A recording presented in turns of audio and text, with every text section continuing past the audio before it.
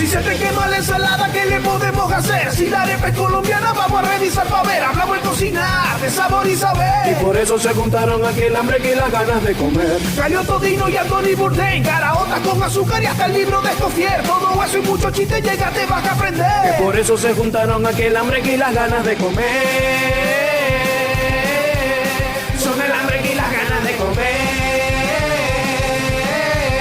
Son el hambre y las ganas de comer. Otra vez se juntaron el hambre y las ganas de comer. Aquí estamos en otro episodio del podcast de la sabrosura, el podcast del sazón, el podcast con todo, en donde estamos un cocinero de oficio y calle, como mi hermano César Fernández, a.k.a. El Cocinegro, y una persona que aprendió a cocinar antielito, o sea, yo, Dorian Márquez, Hostioso 0294, en donde vamos a estar contándoles los mejores cuentos, los datazos, los orígenes.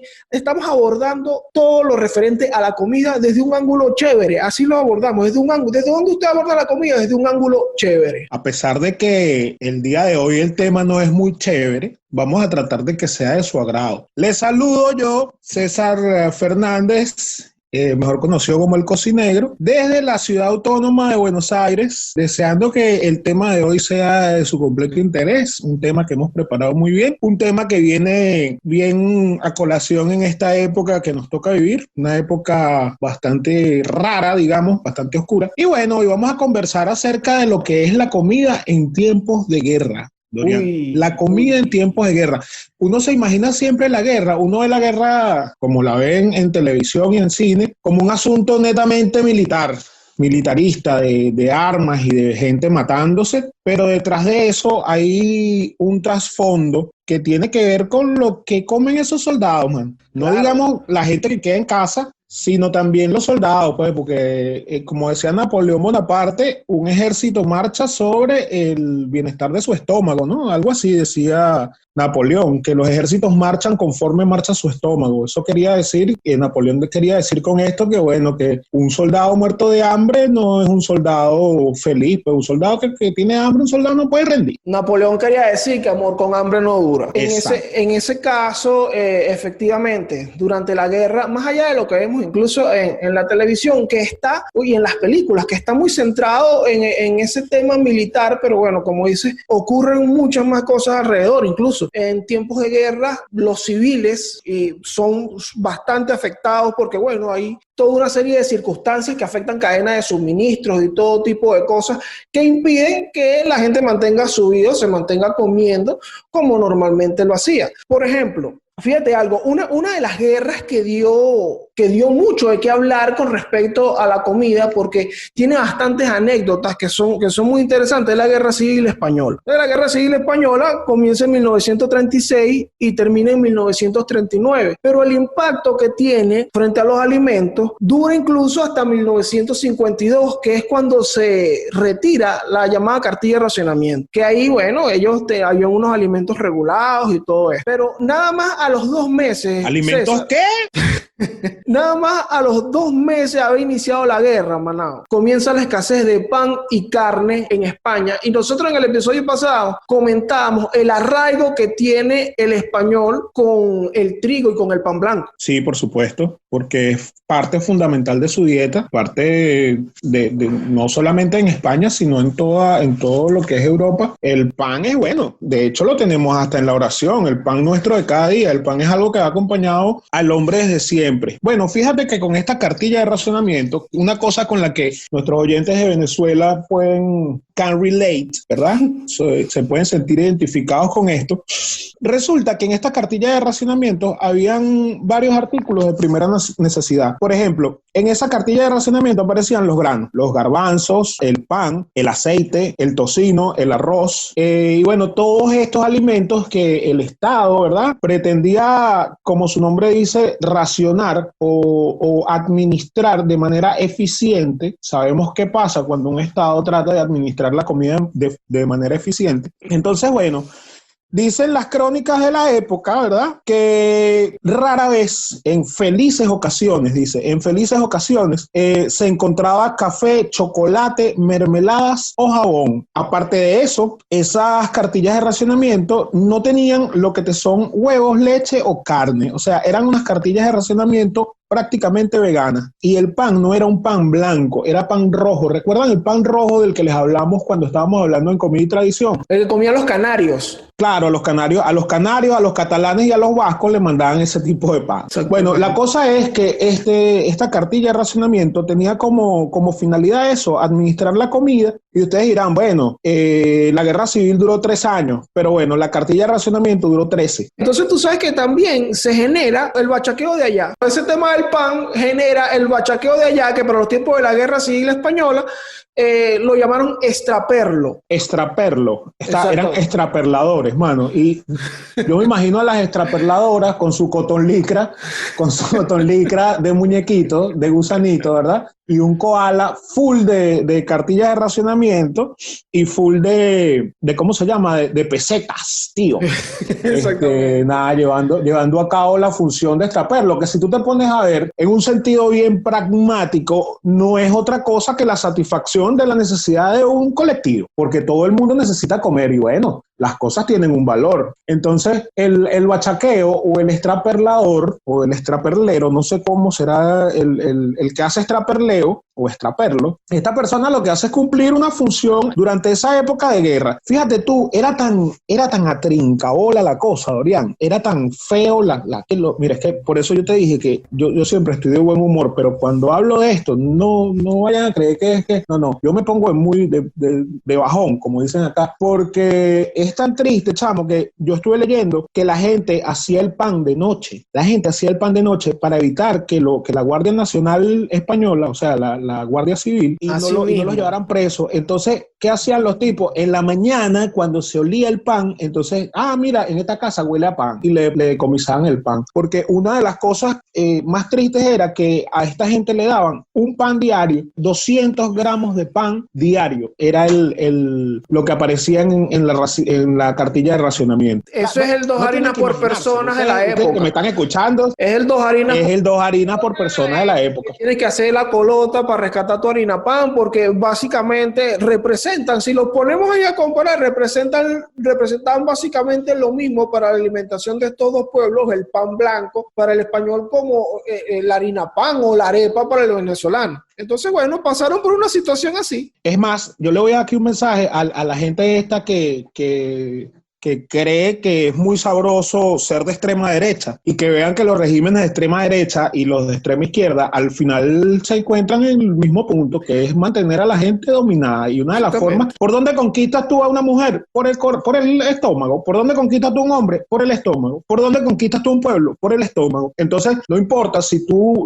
estás enamorado o si quieres ser un dictador fascista o comunista, tú lo que tienes que hacer es agarrarle el estómago a la gente y por ahí, bueno, ya te le va. Exactamente. Fíjate esto. Este tema de esta escasez de pan y de otro tipo de alimentos que no están en la cartilla de ración, que están en la cartilla de racionamiento, se ve muy marcado luego en la gastronomía, en qué comían estas personas que están padeciendo por esto. Entonces, por ejemplo, la sopa siempre ha sido importante y en España se dio un caldito que llamaron la sopa boba, que es la sopa que dice que está mal porque Mercurio está retrógrado. No, la sopa boba, fíjate, la sopa boba lleva pan seco, pan viejo, pan duro, pan que habrá quedado retazos, lo que tenga por ahí de eso. Esto lo remojan en agua y lo empiezan a cocer a fuego bajo. Eso le zumban manteca de cerdo, vino blanco, una hoja de laurel y sal. O sea, eso es una sopa de pan con laurel y vino. Tú puedes hacer tu propia sopa boba con yuca. También, claro que sí. Agarras una yuca, la lanzas en el agua y la pones a fuego bajo. Pero bueno, es una forma pues de hacer. Entonces, ¿qué vemos aquí? Vemos otra cosa. Durante la época, hace un par de años, cuando yo estaba en Venezuela, empezaron a salir estas alternativas alimenticias, ¿verdad? Que no era otra cosa que la gente tratando de matar el hambre con lo más barato que hubiese. Entonces salieron estas cosas, que si la mantequilla de zanahoria o las arepas de yuca o este tipo de cosas que me recuerdan de lo que hablamos la otra vez, creo que lo hablamos acá, sobre el pan de jamón, que no era pan ni tenía jamón, ¿verdad? Entonces me recuerda otra receta de estas de la guerra, que eran los calamares rebozados sin calamar, que lo llamaban calamares de campo. Okay. Y bueno, los calamares de campo no son otra cosa que aros de cebolla. Entonces tú agarras tu cebolla, haces una tempura, que es harina de trigo con huevo o con agua, ¿verdad? Bien aguadita, metes ahí tu cebolla cortada en aros y la pones a freír, primero a fuego lento para que se cocine y luego a fuego alto para que quede crujiente. Y ahí tienes pues los calamares de campo o aros de calamar sin calamar. Pero eso no es todo, Dorian Mark. Existe otra receta más atroz que esta, que es la tortilla de patatas sin huevo y sin papa. ¿Qué tal? Sendísima receta. Te ríes ahora, pero eso no da risa, mano. Eso no da risa. Bueno, y la tortilla de patata, sin huevo ni papa, era nada más y nada menos que la misma cosa con la que empanizabas tu cebolla y le ponían la cáscara de la naranja, la parte blanca de la naranja. La parte blanca hacía las veces de papa. Entonces, hacía las veces de papa. Y entonces, bueno, nada, esa era la tortilla. Esto de estas recetas exacto, haz tu pan de jamón con yuca, esta vaina nosotros la veíamos mucho como Últimas Noticias, por ejemplo, vivía poniendo este tipo de recetas y nosotros como que, verga, qué bolas esta gente y tal. Pero esto tiene un origen por allí en 1938, precisamente en la Guerra Civil Española. Estas recetas la receta de calamar sin calamares y todo esto de pan de jamón con yuca lo hace un gastrónomo catalán llamado Ignací Domènech. Este carajo durante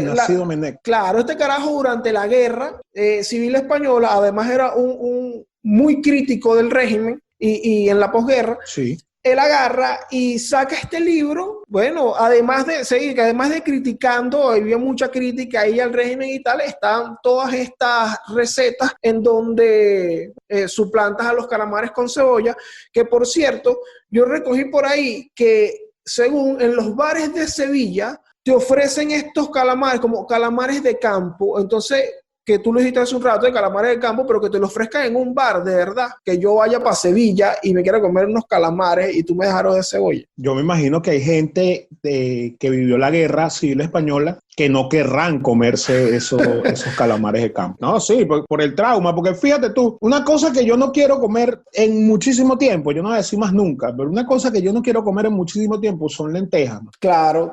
Son lentejas porque me recuerdan una época en la que lo único que había que comer era lentejas. Fíjate tú otra cosa, y bien importante aquí, por ejemplo, Ignací Domènech era un tipo que era crítico al régimen y hizo sus publicaciones para ayudar a la gente a sobrellevar la guerra y también como una forma de rebelarse contra el oprobioso régimen del generalísimo Francisco Franco, que se esté pudriendo bien en el infierno. Pero no era una iniciativa del gobierno, chamo. O sea, no era que el Instituto Nacional de Nutrición de España se gastó horas hombre, ¿verdad? Y se gastó recursos para programas de televisión y de radio para enseñarte a ti a hacer, no sé, las deliciosas carato de ñame. Exacto. A Ignací Domènech no le pagó el Estado, no sacó dinero del Estado para que hiciera esa receta. Que yo vi esa vaina, entonces también este tipo es el precursor de la carne mechada con conche plátano y también la ole plátano con chicharrón de la que habló Fucho. Él es el Ignací Domènech de ahora.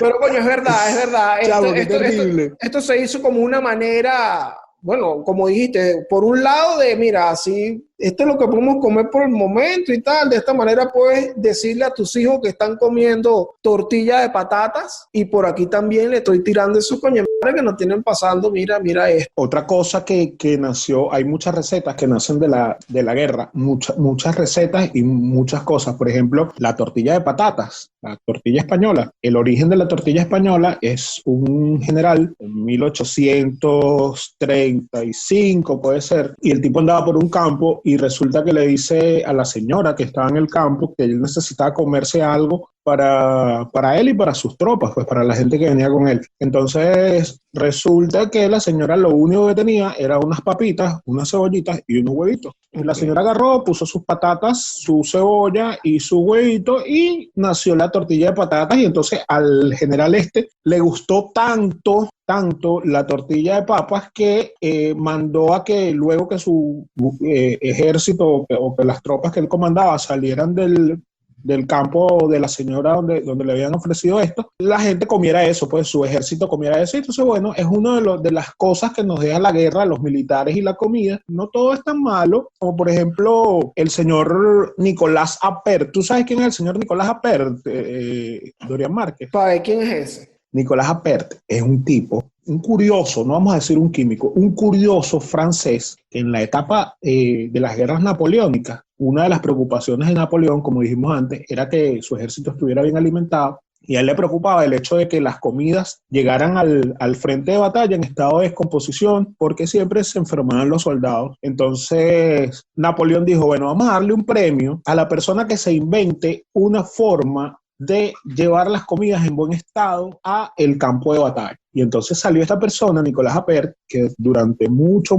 tiempo trató de inventarse una y agarró e inventó la comida enlatada, Dorian. Ah, ¿qué tal? Pero tú sabes cómo eran las latas en el principio, Dorian. Eran latas de vidrio, o sea, eran botellas. Entonces, al principio la comida enlatada no era enlatada, sino que era una comida embotellada, claro. Entonces el tipo agarraba pan, metía la comida ahí, la ponía a hervir, la tapaba con un corcho y mandaba la comida para el frente. Pero eso tenía ciertos inconvenientes, como el hecho de que se rompían, pues. O sea, el vidrio se rompe. Claro. Sí, con el tiempo. Más adelante le contaremos cómo se transformó en eso, en comida enlatada, pues con otros procedimientos y otra cosa. La comida logró pues llegar al campo de batalla en forma de lata. Pero ¿sabes qué me acabo de acordar, Dorian? ¿Sabes de qué me acabo de acordar? ¿De qué? De algo que pasaba en la Guerra Civil Española, chamo. ¿Tú sabes qué comía esa gente, Dorian? A ver. La escasez de proteína era tal, como dijimos, no había ni huevos. Obviamente, si no hay huevos, no hay gallina, no había leche, ni había carne.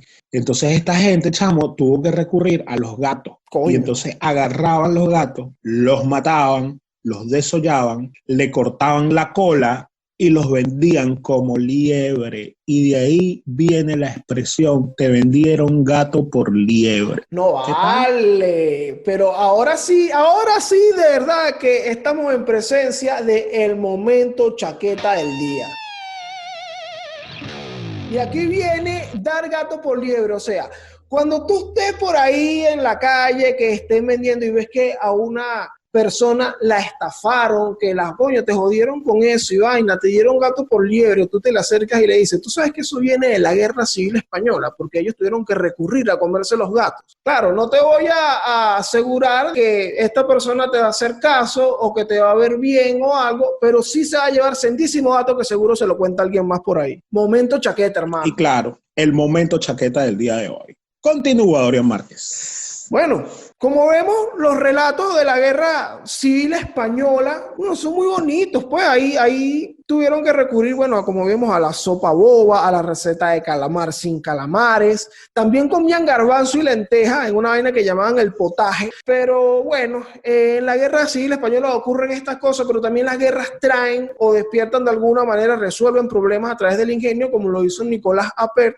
y como también ocurrió en otras guerras que hubo en el mundo, porque por ejemplo, en la Primera y Segunda Guerra Mundial, aquí se dieron muchos intercambios culturales y además se dieron nuevos productos, salieron nuevas maneras de conservar la comida y de que los soldados que estaban en el frente pudieran mantenerse alimentados, porque estamos hablando de una guerra, eso es un peo, no estamos aquí cayendo a tiros, no sé qué, entonces no puede ser que mira, me están llamando para que coma, tiempo ahí, time, mamá, vamos a comer y venimos.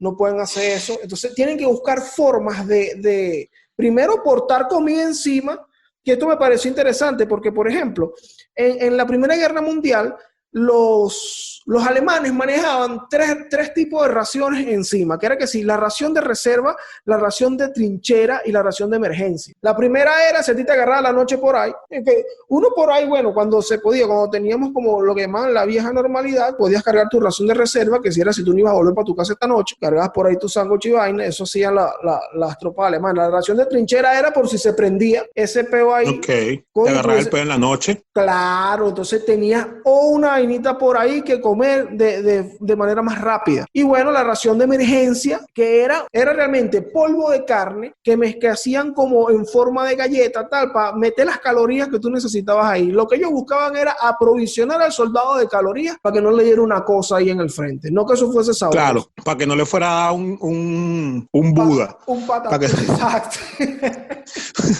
Para que no le fuera a dar un Siddhartha. Mira, amigo, cómete esta ración de hierro, le llamaban, tengo entendido. Sí. Que le decían ración de hierro porque, eran galletas súper duras que parecían cemento del tamaño de un bolsillo y que, bueno, para podértelas comer tenías que ser de hierro, básicamente, porque imagínate tú que tú eres un soldado que está en la Primera Guerra Mundial y te volaron la cara con un cohetazo y te tienes que comer una cosa de... Pero tú sabes que me parece curioso, César, que en todas estas raciones tienen en común que tenían café y cigarro. Claro, mano, para matar la ansiedad. Para matar la ansiedad. Sí, de hecho, hay un dato que dice que durante la Primera y Segunda Guerra Mundial, yo creo que aquí hay una de las cosas que uno siempre dice, no, que los gringos. Y chamo, y esa gente está donde está porque ellos saben hacer sus vainas, man. O sea, ellos dijeron, mira, la gente tiene que preocuparse por el bienestar de sus soldados. De hecho, durante la guerra confederada, ¿verdad? Durante la guerra la guerra civil de Estados Unidos entre los confederados y los unionistas, entre el norte y el sur, antes de esa guerra o durante esa guerra, los soldados tenían que comprarse su comida, chamo. O sea, los soldados están en la guerra y el ejército, sí, te ríes, parece anécdota, pero es historia. Los soldados tenían que comprarse su comida, man. Y entonces llegó este general de la Unión y dijo, bueno, mira, mano, ¿sabes qué? Vamos a darle comida a los muchachos y vamos a hacer que el ejército garantice la alimentación de esta gente y bueno, vamos a garantizarle nosotros a ellos su ración, su comida para que ellos estén bien alimentados y no tengan que estar por ahí haciendo pillaje, porque esa es otra de las cosas que trae la guerra. Pero eso te iba a decir, que por lo menos aquellos soldados en aquellos tiempos y que no tenemos comida, tenemos que comprar nosotros nuestra propia comida, qué bola. Aquí se vieron en la misma situación, se están viendo la misma situación, pero ellos resolvieron que mejor le quitaban la comida a la panadería de la esquina y al otro restaurante que estaban por ahí. Y que no vamos a hablar con el general para que nos resuelva la comida, sino quítasela al restaurante que está allá. Claro, como hace la Guardia Nacional, que como están en guerra económica, van y le quitan, o agarran una vaca y la matan y la desollan y después te la venden. Pero bueno, la cosa es que, siguiendo con lo de los yanquis, ¿verdad? Con lo de los gringos, en la Primera y Segunda Guerra Mundial se les garantizaba 7 gramos de café instantáneo. 7 gramos de café instantáneo para que ellos pudieran sentirse como en casa mientras estaban en la guerra. Entonces ellos siempre podían tomarse su tacita de café, ¿verdad? ¿Y tú sabes con qué se la comían, Dorian? ¿Con qué? Cuando podían, obviamente. Con donas, man. Ajá. Con donas. Hay un pero libro. De bola que así,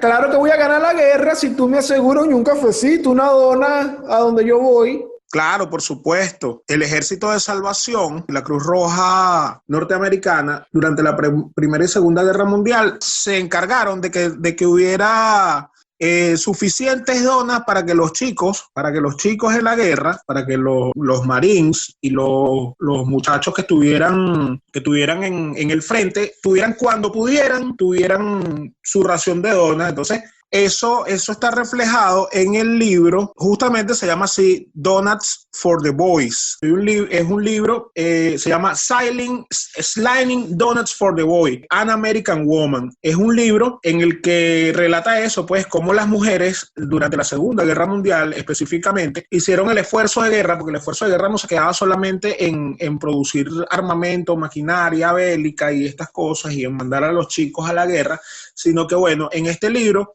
James H. Madison escribe lo que hacía el ejército de salvación, perdón.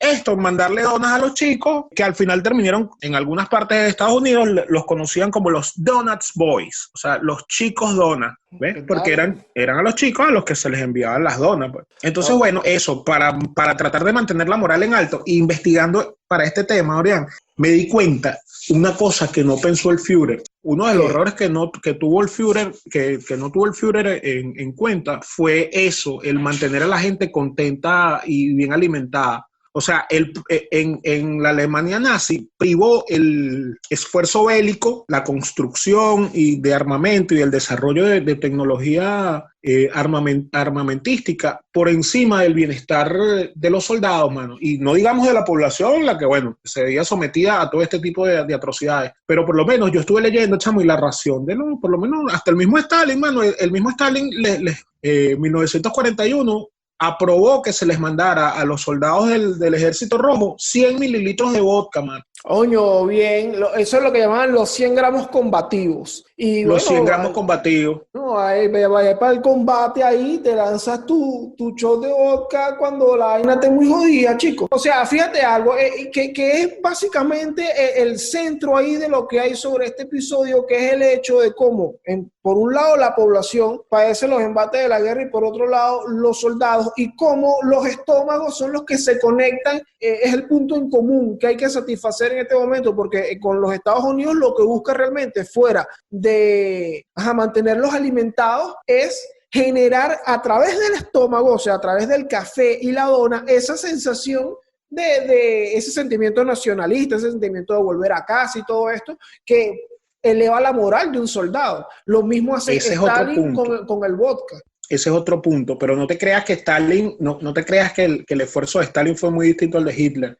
De hecho, las crónicas de la época, ¿verdad?, reflejan que el Ejército Rojo se tuvo que abastecer de las raciones de combate de los americanos, man, de los aliados. O sea, primero fueron los americanos, después fueron los aliados, incluso llegando a depender los rusos o a tener que abastecerse los rusos del excedente de la comida gringa. Y entonces, bueno, eso ahí hay mucho de invento, de este invento de la pertización, de las comidas enlatadas, y la carne que enviaban. O sea, te enviaban carne, pan enlatado que también se enviaba, porque eran la forma de que en aquel momento se podía mandar la comida conservada. De hecho, hay muchos mitos al respecto sobre la comida enlatada, porque claro, nosotros venimos de nuestros padres y nuestros padres vienen de los suyos, y hay mucha reticencia siempre que hay un cambio, siempre hay una reticencia y una cosa como en contra, ¿verdad?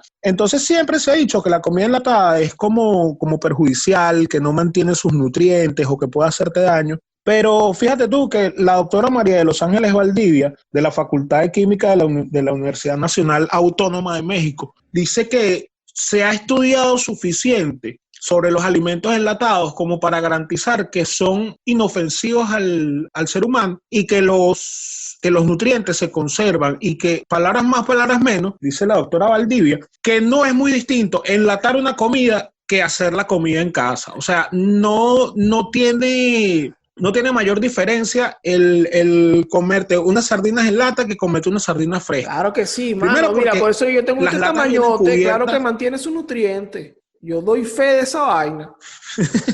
Claro, porque mantiene los nutrientes de la comida, porque la lata viene cubierta con un barniz que evita que la comida entre en contacto directamente con el metal. Aparte de eso, la pasteurización, que es un proceso que aparece en 1960, la pasteurización impide que se reproduzcan bacterias dentro de la lata. Y bueno, el mecanismo de cocción no quita mayor cantidad de nutrientes que lo que quita la cocción de la comida normal. Y bueno, lo bueno es que una comida en lata dura aproximadamente, más o menos, ¿verdad?, 5 años. Entonces son 5 años que tú puedes tener ahí tus piñas en lata, ¿cómo se llama?, tu bole de plátano en lata. Incluso vi la otra vez hallaca, cham. Hallaca navideña enlatada. Claro, esa es la gente ¿te acuerdas la UDO? Esa universidad que acabaron los Tupamaros, que quemaron. Bueno, ustedes están muy jóvenes, pero hace 5 años había una universidad en el oriente del país, se llamaba la Universidad de Oriente, y ahí, chamo, yo recuerdo que gente de tecnología de alimentos hacía hallacas enlatadas, mano, y era como su proyecto para graduarse y tal. Básicamente se puede enlatar casi cualquier cosa. De las cosas que nosotros estamos acostumbrados, por ejemplo, el atún, la carne.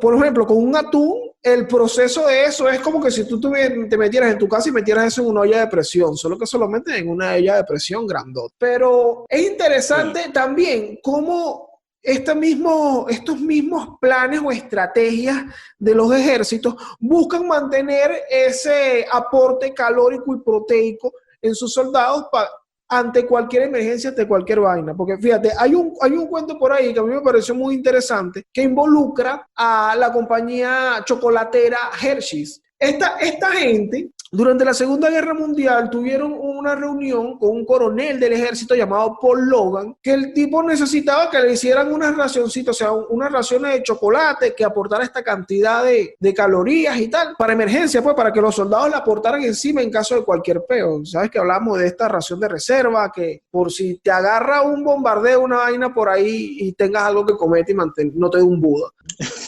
La idea detrás de esto es que, pero ya va. Estamos hablando aquí con la gente de Hershey, claro, chocolate, todo sabroso, pero si tú me haces un chocolate sabroso, esta gente se va a comer las 3 barras de chocolate que les voy a dar de un solo coñazo y cuando ocurre el peo, no van a tener nada.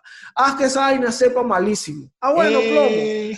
Hacen las barras de chocolate y de verdad la vaina sabía tan mal que los soldados decían que esto era el arma secreta de Hitler. O sea, así malo era.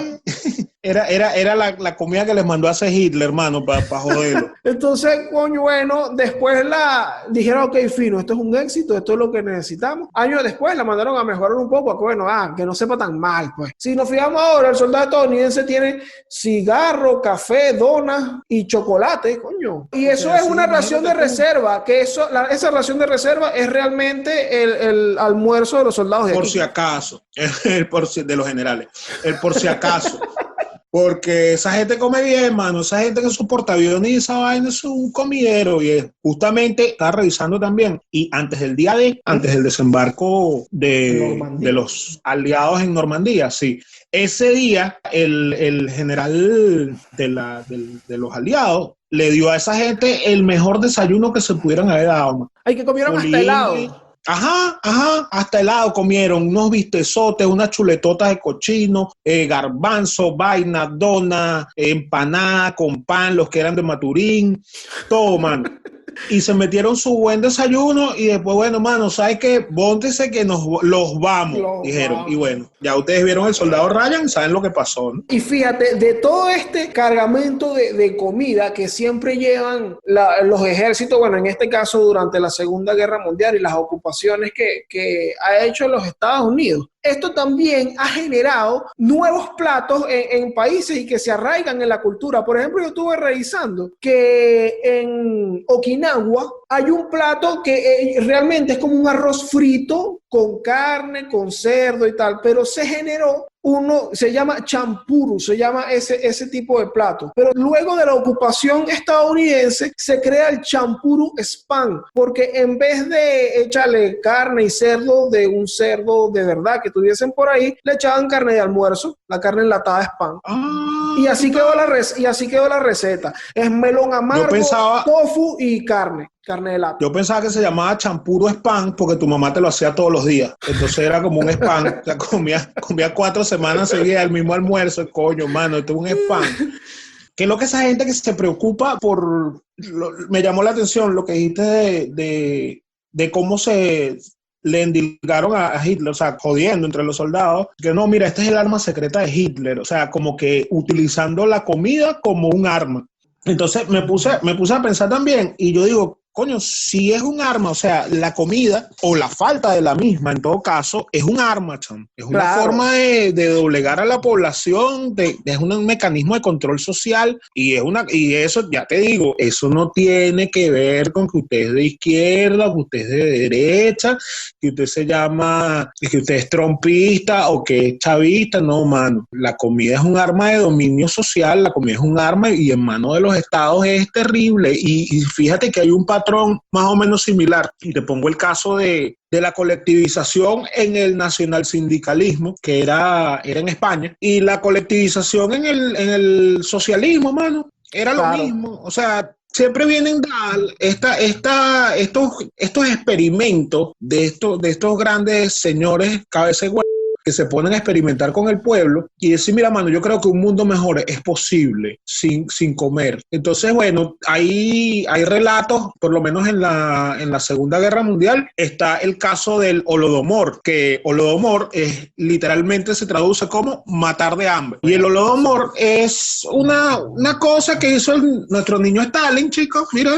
Esta gente que es stalinista, que les gusta tanto, el tío Joseph, ¿qué hizo el niño? Bueno, nada, mano, empezó a colectivizar las plantaciones en Ucrania y a través de esa colectivización hubo millones de personas que murieron de hambre. Propietarios que perdieron sus tierras, uno, porque pasaron a manos de la colectividad, porque esta gente en ese episodio de la historia se inventó. Como ustedes estarán familiarizados quizás con términos locos como esto, como que los colectivos agrónomos, los colectivos sembradores. ¿Te suena, Gordo?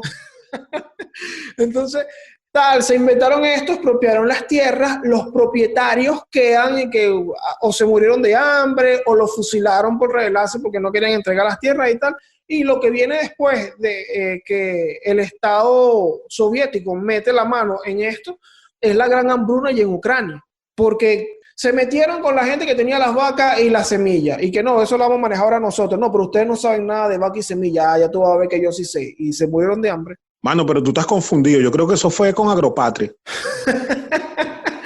Que es exactamente lo mismo, sino que queremos estudiar desde esta perspectiva de la comida, episodios como el Holodomor, la misma guerra civil española. Hablamos de que la posguerra, en el gobierno de Franco existe la cartilla de racionamiento, que también se estarán muy, muy familiarizados con eso y se asocia mucho con los regímenes de izquierda, pero bueno, ocurre lo mismo con la hambruna china. Claro, chamo, la hambruna china fue, y esto, ojo, esto no lo estoy diciendo yo, esto lo dijo Deng Xiaoping y lo reconoció Deng Xiaoping luego del Congreso de los 7.000 cuadros. Mis amigos, buenos amigos que tengo estudiosos de lo que es el colectivismo y el comunismo, me podrán corregir si es mentira. Obviamente que van a decir que es mentira, pero el mismo Partido Comunista Chino, chamo, dijo que la gran hambruna china había sido literalmente un pelón de bola, man. Que mira, Mao se equivocó, que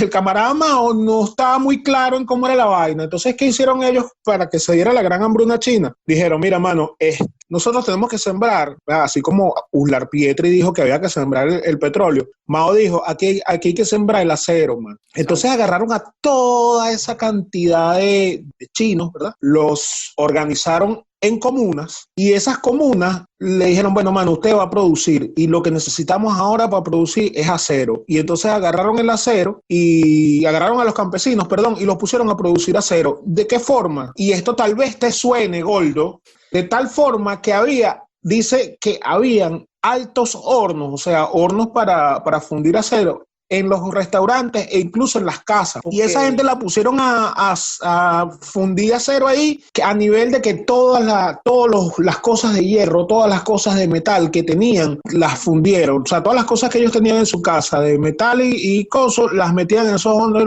la fundían. Y resulta que ese acero no servía para un coño, porque obviamente no tenían entrenamiento, no hubo una campaña de inducción, y dijeron, mira, mano, ven acá, así es que se hace esto, y gente gente que estaba acostumbrada a labrar la tierra, ¿verdad? A ser campesinos y tal y qué sé yo, tuvieron que verse con un cambio de mecanismo de producción radical. O sea, tú eras un campesino y de repente te convertiste en un obrero decidor. Exacto. Así como agarraron a los militares, que un día eran militares, ¿verdad? Un día eran ecónomos de una cantina en un regimiento de un batallón por allá, y al día siguiente estaban hablando en el Consejo de Naciones Unidas. ¿Te suena, Goldo? Que todo es igualito, porque incluso, bueno, luego de que esta gente también dijera y que no vale, sí, fue como un pelón de bola. Lo que pasa es que en la cuenta el número era positivo, pero él lo puso negativo, y bueno, se murió todo ese poco gente, man. La cuenta va entre 15 y 35 millones de personas. Imagínate ¿En cuántos años, Dorian? En 4 años, o sea, aproximadamente. tú sabes el hambre que tú tienes que pasar para que se mueran.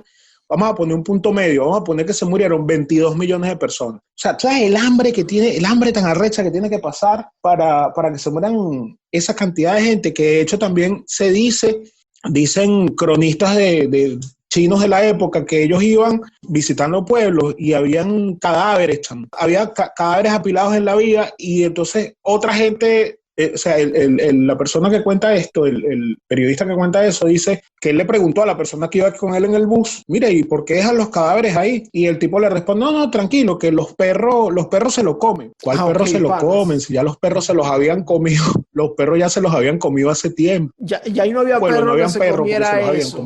Terrible. Fíjate que lo mismo, que te iba a decir, que lo mismo ocurrió con Khrushchev. Khrushchev luego dice que hasta muchos años más tarde no me di cuenta del grado de hambre y represión que acompañó a la colectivización puesta en marcha bajo Stalin. El carajo... O sea, a Nikita lo tenían engañado. Exacto, a Nikita lo tenían engañado. El carajo cuenta que hay una anécdota que dice que ellos fueron porque las condiciones de vida en las granjas, en donde además me llevaron a la gente a sembrar después que expropiaron, eran terribles, y que ellos llegaron a llevarles el dinero que tenían para que compraran nuevos equipos para las granjas, y los carajos le dijeron que ellos no iban a hacer eso, que ellos lo que querían era comida. O sea, que a mí no me traigan nada para estar comprando una máquina de nada, yo lo que quiero es comida. Yo lo que quiero es comer, claro, porque es una de la necesidad básica de la gente. O sea, ahora que hablas de Khrushchev, me acordé de nuestro segundo episodio, fue un datico ahí que se me pasó, que, chamo, hay una foto de Nikita Khrushchev,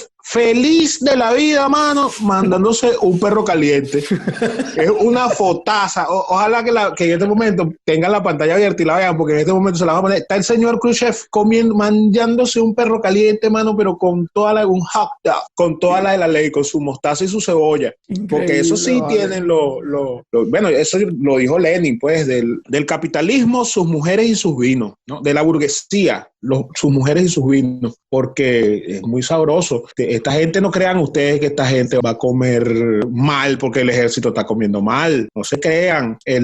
La comida que se metía Winston Churchill era una cosa de loco. Ese señor se desayunaba un fully English, que es el desayuno completo inglés, que lleva huevos con tocino, lleva una especie lleva budín de York, que es una especie de morcilla pero sin tripa, ¿verdad? Garbanzos, hongos, tomate frito. El señor se metía un vaso de whisky y un puro para desayunar. Winston, alto arco, sí, Winston, vale. ¡Familia! Coño, qué entonces, no solo eso, sino que o sea, muchas de las cosas que él hacía, muchas de las decisiones que él tomaba y de las reuniones que él hacía, se hacían en torno a la mesa, y dicen que se prolongaban hasta altas horas de la noche, porque eso era comida y comida y comida y comida. Otro que también manchaba bastante era justamente el tío Joseph, José Stalin. Le gustaba comer además de Stalin, vale. No, tú no ves al otro. ¿Tú crees que al otro no le gusta comer? ¿Tú no lo ves como está? Que parece un végimo. A ellos les gusta el sacrificio para el pueblo, mano, pero el dictador tiene que comer, porque ese está en la primera línea de batalla. Además, Dios protege a sus dictadores. Entonces, el tío Joseph, ¿sabes de qué? Este es otro momento chaqueta, Dorian. ¿Tú sabes quién era cocinero de Stalin? ¿Quién? El bisabuelo de Putin, weón. ¿Qué tal? El bisabuelo de Putin. Puede ser un momento micromomento chaqueta. Sí, un chaquetica. un segundo chaqueta. Bueno, resulta que al tío Joseph le encantaba comer una cosa que es una receta georgiana. Saben que él no era ruso, él era de Georgia. Y era una especie, es un pollo en salsa de nueces. ¿Verdad? Es un pollo que se hace con fenogreco, con laurel, con mejorana, cebollín, puerro y nueces. Entonces se hace una pasta y con eso se hacen los muslos de pollo y esa era la comida favorita de este señor, que gracias a Dios también ese debe estar retorciéndose en el infierno, pues una persona muy mala. Amigo que me escuchas, si eres estalinista, tu líder era una persona muy, muy, muy mala y es algo que tú al menos eso deberías reconocer. Así mismo, vale. Pero fíjate estas cosas, todos estos datazos que tenemos aquí que nos demuestran, bueno, como dijimos al principio, en todo donde está involucrado la comida. La comida está involucrada en todo, está involucrado en el amor. Si tú quieres hacer el amor, que es lo que te recomiendo, bueno, probablemente con la comida lo consigas. Y si quieres hacer la guerra, bueno, lo más conveniente para ganarla es que coman bien también. Y que tu enemigo no coma. Por eso entonces que los dictadores, por eso los dictadores son enemigos del pueblo, porque hambrean al pueblo mientras que ellos comen. Y entonces tú no deberías estar ahí apoyando sinvergüenzuras, ¿verdad? Apoyando dictadores, sin comer el juego, yendo a... ¿Cómo vas tú ahí a votar, chicos, si tú no has comido? Para ver si tú le das ahí a la tarjeta que no es. No puedes, mano. Porque la guerra es fea, mano. La guerra es horrible. Mira, la guerra no es como te la ponen en la televisión, ni como ni va a venir el soldado, ni va a venir Tom Cruise a salvarte, porque mira, tu mamá se le murieron 3 hijos, vamos a llevarte para allá, para Caripito, para que tu mamá... No, amigo, no. Mira, pero la cocina sí es como te la ponen en la televisión. Tampoco, mano. La cocina es un campo de batalla. Porque en la televisión te muestran unas cosas. En la televisión, mano, yo veo mi programa en Gourmet y yo lo que quiero es ir a estudiar y después salir a... Para gato duro, claro, pero ninguno de los chefs aparece con los dedos cortados, ni aparece con 25 horas de servicio corrido. Pero si tú quieres saber cuáles son las diferencias entre la cocina de verdad y la cocina mediática, solo tienes que hacer un par de cositas que mi hermano Adrián te va a comentar a continuación. Bueno, yo sé que este episodio estuvo lleno de datazos y todo bueno, entonces si a ti te gustó, vamos a empezar por allí, tú le das like, también agarras el enlace, lo copias y le dices a ese pana tuyo o a esa amiga tuya, coño, este podcast está buenísimo, escúchate aquí de dónde viene la comida enlatada y para que te lleves tu momento chaqueta. Entonces además te suscribes al canal y nosotros la semana que viene vamos a venir a contarte cómo es realmente la cocina y cocinar con respecto a la vida real y a lo que vemos en televisión. Recuerda que estamos en todas las plataformas digitales. Estamos en Apple Podcast, en Google Podcast, en Spotify, en YouTube. Estamos en 101.5 Radio Carúpano AM. Estamos en todos lados. Cuéntales tú, pana mío. Bueno, yo me despido de aquí de la ciudad de la furia, Buenos Aires, Argentina, y te digo que tengas buen provecho y recuerda que en tiempo de guerra cualquier hueco es trinchera. Hola, llegó el glosario número 1 del Internet Mundial, en donde definimos algunos términos usados durante el episodio. Los de hoy son: apertización, técnica de conservación de los alimentos enlatados y embotellados, basada en la esterilización a más de 100 grados centígrados para eliminar todos los microorganismos. Lleva este nombre en honor a su creador, Nicolás Appert. Pasteurización, procedimiento que consiste en someter un alimento, generalmente líquido, a una temperatura aproximada de 80 grados centígrados durante un corto periodo de tiempo, enfriándolo después rápidamente con el fin de destruir los microorganismos sin alterar la composición del líquido. Potaje, guiso caldoso que se prepara con legumbres y verduras o arroz, al que en ocasiones se le añade trozos de algún tipo de carne o de embutido. Es un plato típico de diversas regiones españolas, variando en cada una el tipo y cantidad de ingredientes. Ahora sí, ya se pueden ir. Y recuerden, hagan la pasta y no la guerra. Chao.